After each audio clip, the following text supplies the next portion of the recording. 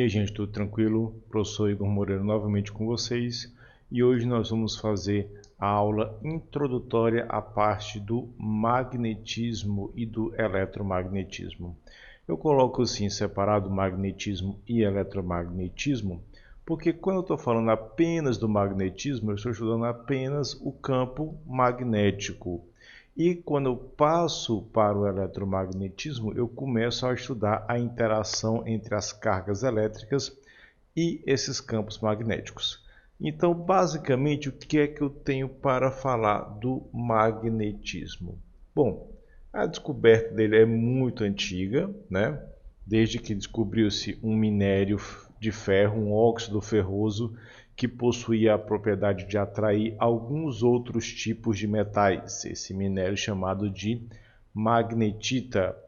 E após algum tempo, né, quando realmente o magnetismo veio a ter uma importância maior para a ciência, começou-se a se desenvolver os estudos sobre esses campos magnéticos. Deduziu-se então que havia materiais que reagiam fortemente ao campo magnético e outros que não reagiam tão fortemente assim. Então começou-se aí, a partir desse estudo, a separar os materiais em três tipos: os paramagnéticos,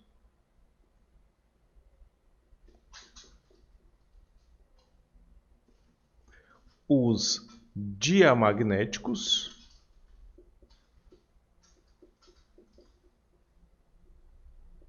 e os ferromagnéticos.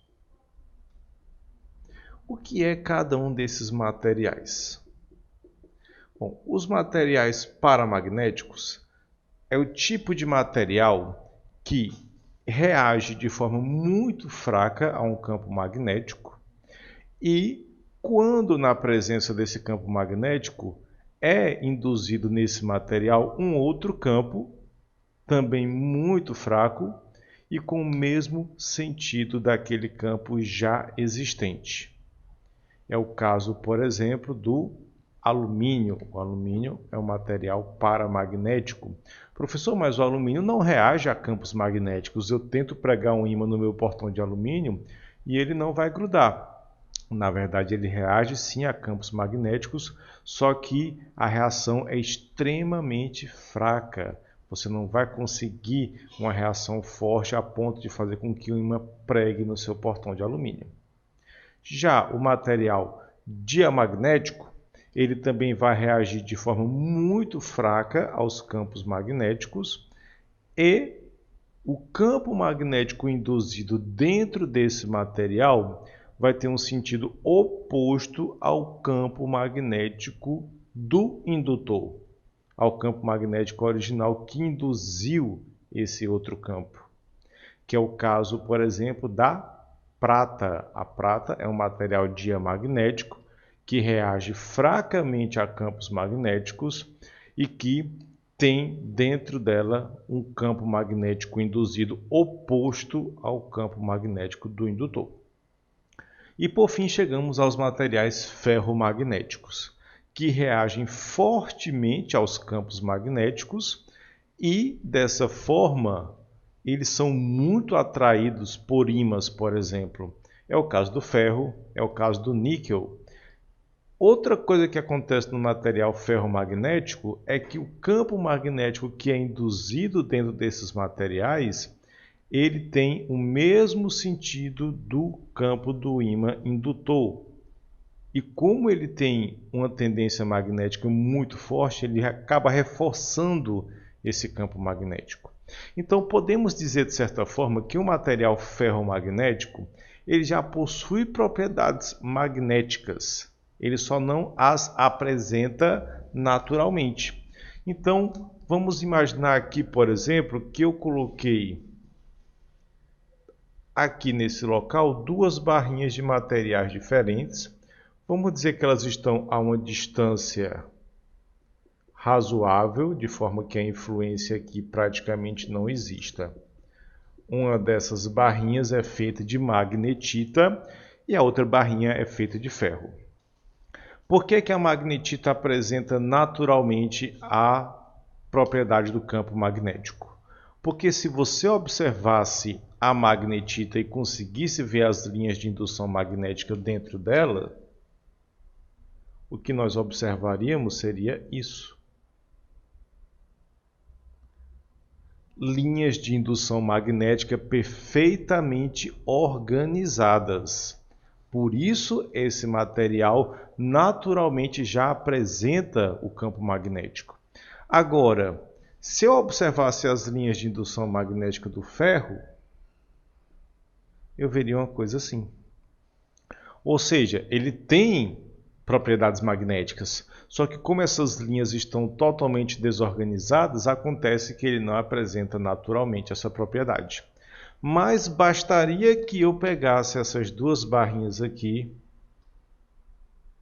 e colocasse uma junto da outra.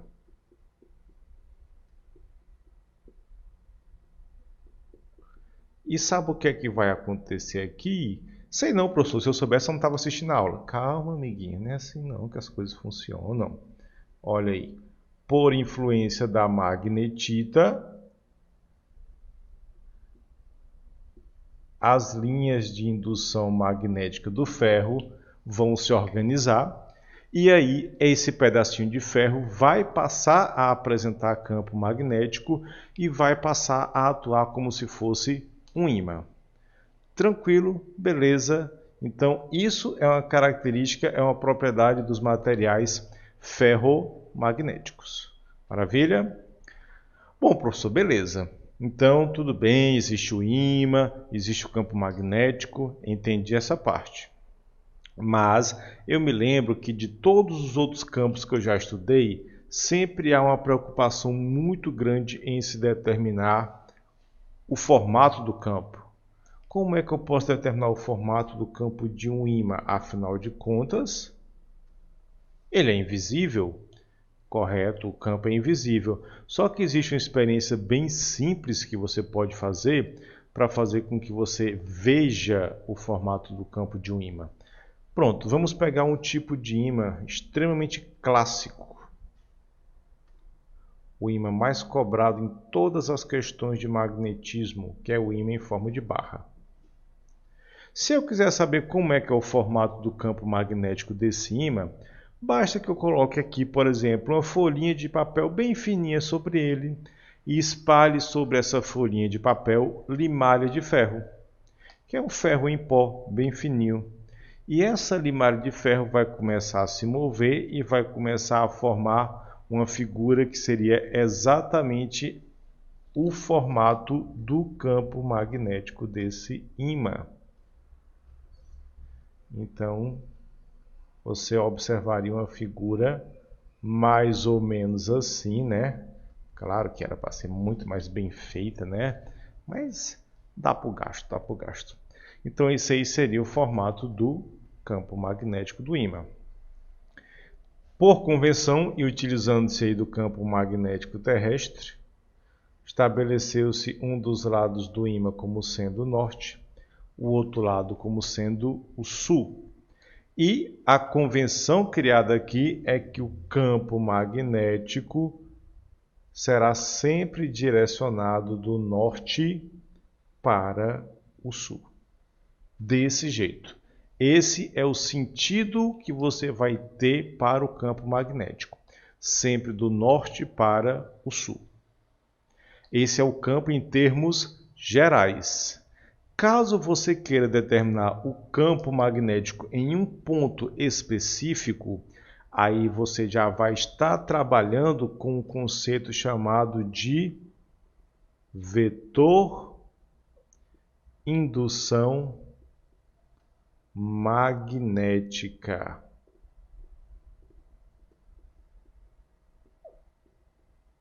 Representado pela letra B maiúscula. Esse vetor indução magnética vai ser representado dentro do campo magnético e esse vetor será sempre tangente à linha de força do campo. Então, digamos que eu marquei aqui 4 pontinhos dentro desse campo magnético. E assim, eu quero representar vetorialmente o campo magnético nesses 4 pontos. O que é que eu vou fazer? Olha, eu vou fazer vetores tangentes às linhas de força, ou seja, que tocam as linhas de força apenas em um ponto. Desse jeito aqui. Ok? A unidade no sistema internacional que nós usaremos para esse vetor indução magnética será um T maiúsculo, que nós vamos ler como Tesla, né? Uma homenagem a um dos maiores gênios da humanidade. Ok? Pronto. Então essas são as regras básicas que nós temos que seguir para trabalhar com o campo magnético. Saber que ele sempre sai do polo norte do ímã para o polo sul do ímã e saber que o vetor indução magnética é sempre tangente à linha de força do campo. Ok? Professor, fora isso, existe mais alguma coisa que eu tenho que saber sobre ímãs? Sim, existem 2 regrazinhas bem simples que você tem que saber sobre os ímãs. A primeira, eu não vou nem colocar enunciado porque, afinal de contas, isso daqui é muito conhecido. Isso aqui, na física, é sempre abordado em relação a ímãs, em relação a cargas elétricas, sempre muito abordado. Princípio que deu origem, inclusive, a um ditado popular, né? Aquele velho ditado que fala que os opostos se atraem. Professor, isso funciona mesmo? Só na física, meu amigo, não caia nessa armadilha, is a trap, entendeu? Então, quando você tem aqui os ímãs sendo colocados próximos um ao outro, se eu tiver um polo norte próximo de um polo norte, sabe o que é que esses ímãs vão fazer um com o outro? Vão se repelir. Se eu tiver aqui 2 ímãs colocados um próximo ao outro, polo sul e polo sul, esses ímãs também vão se repelir. Agora, se eu tiver um polo norte voltado para o polo sul, esses ímãs vão se atrair. Pronto. A velha regra dos opostos se atraem. Então, polos de um ímã que tem o mesmo nome vão se repelir. E polos de um ímã que tem nomes diferentes vão se atrair. Isso é uma regra básica dos ímãs. Massa essa parte, eu entendi, professor. Tem mais alguma coisa que eu tenho que saber sobre os ímãs? Tem sim. Também tem uma segunda regrazinha sobre os ímãs que nós temos que saber, que fala o seguinte. Um ímã sempre possui 2 polos. Aí você pode dizer, é claro que sempre tem 2 polos, é o norte e o sul, e aí, qual é a novidade? Só que tem um detalhe muito simples, ó, que é esse aqui. Vamos lá, vamos dizer que eu tenho um ímã em forma de barra bem grande desse jeito. E de repente, por um descuido, eu deixei esse ímã cair e esse ímã quebrou. Aqui, ó. Pá, o ímã quebrou. Olha aí a desgraça, né? Então eu fiquei agora com 2 pedaços de um ímã. Desse jeito aqui. E aí, professor? Vai deixar de ser ímã? Vai parar de funcionar isso aí? Não, vai não. Se esse lado aqui era norte, na hora que quebrou, automaticamente esse lado aqui se torna sul.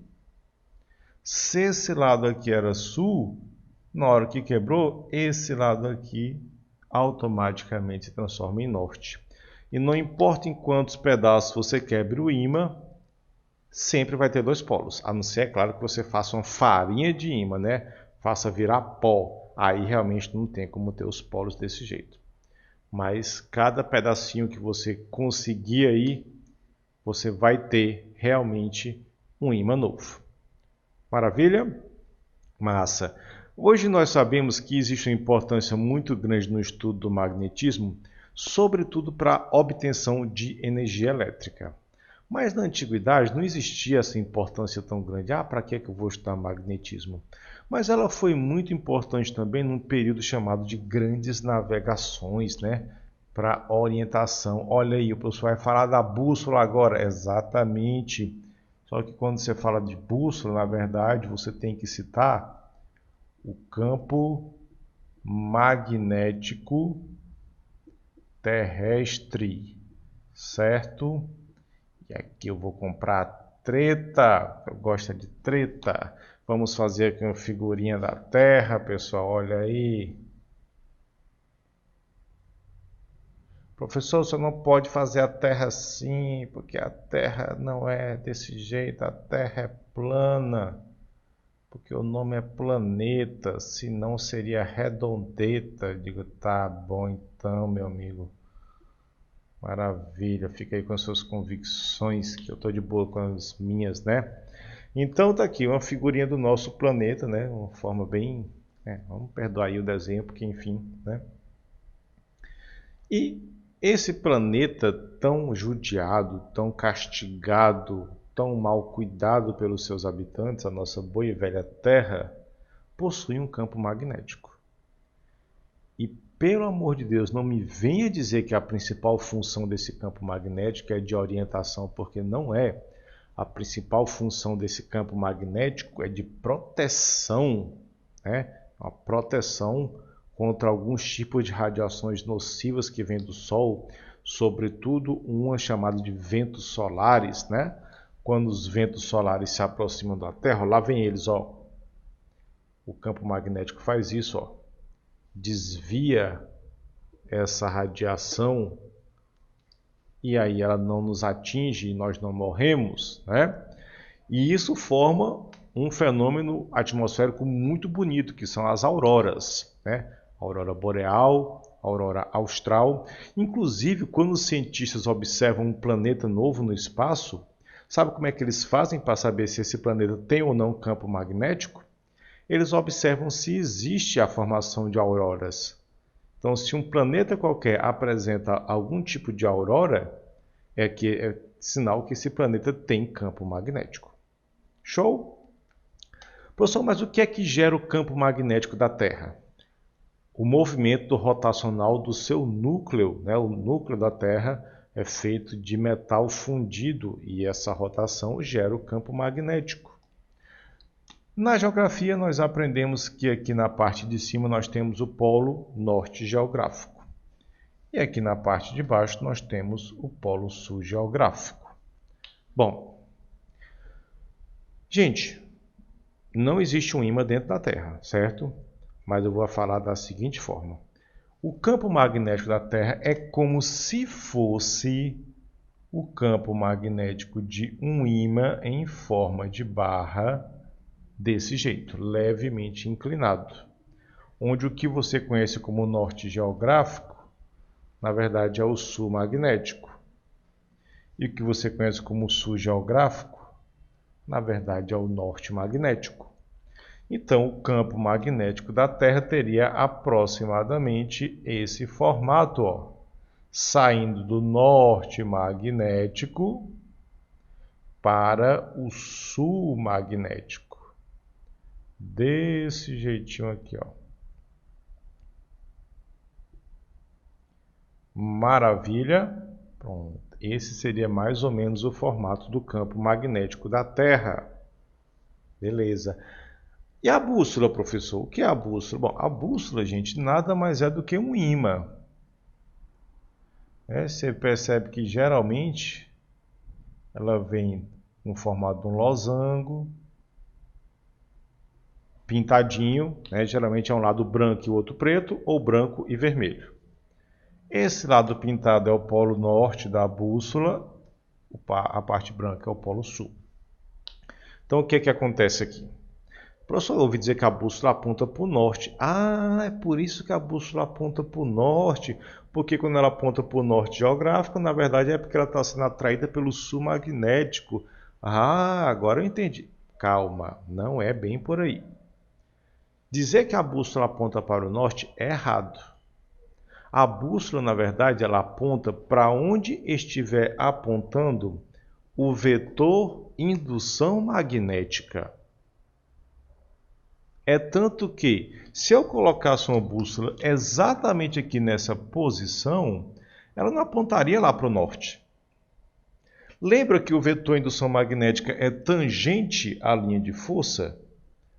Então, se eu botasse uma bússola bem ali naquele ponto, ela ficaria tangente à linha de força. A bússola ficaria assim e não apontando para o norte.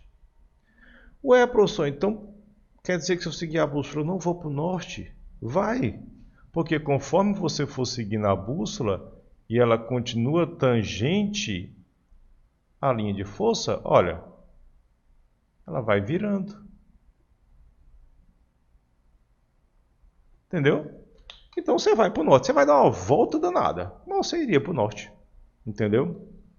Então você não pode dizer que a bússola aponta sempre para o polo norte geográfico, que na verdade é o sul magnético, porque, por exemplo, se houver qualquer outro campo magnético nas proximidades, o que é que vai acontecer com essa bússola?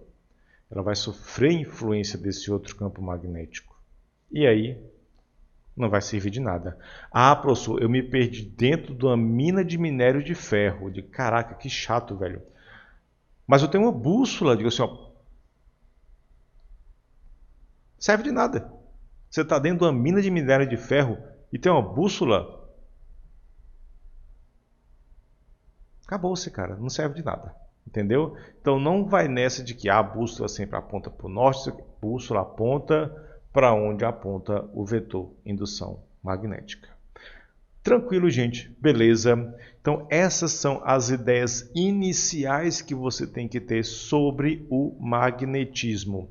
A partir da próxima aula nós já vamos introduzir as ideias do eletromagnetismo. Então espero que tenha ficado tudo claro, espero que vocês tenham compreendido o assunto. Qualquer coisa pode deixar dúvidas aqui nos comentários que nós respondemos na medida do possível. Então, beleza, valeu e até a próxima aula.